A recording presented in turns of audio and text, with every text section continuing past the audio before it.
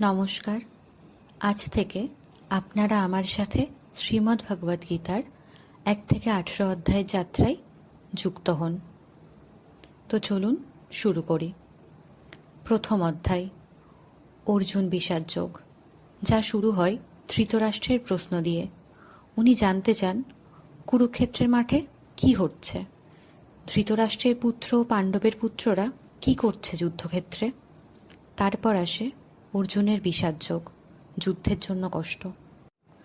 ধৃতরাষ্ট্র উবাচ ধর্মক্ষেত্রে কুরুক্ষেত্রে সমাবেতা উৎসবঃ মামকা পাণ্ডবাঃ চৈব Kim কুর্বতা Sanjay. Dhritarashtra সঞ্জয়কে জিজ্ঞেস করছেন, ধর্মভূমি কুরুক্ষেত্রে যুদ্ধ করার জন্য একত্রিত হওয়া আমার পুত্র ও পাণ্ডুপুত্রেরা কি করছে। ধৃতরাষ্ট্র অন্ধ ছিলেন, কিন্তু তার মন ও মস্তিষ্ক জানত তিনি ধর্মের সাথে নেই। ধর্ম তো সেখানে যেখানে শ্রীকৃষ্ণ আছেন। তবুও তিনি পুত্রমোহের শান্তির বদলে যুদ্ধকে বেছেছেন।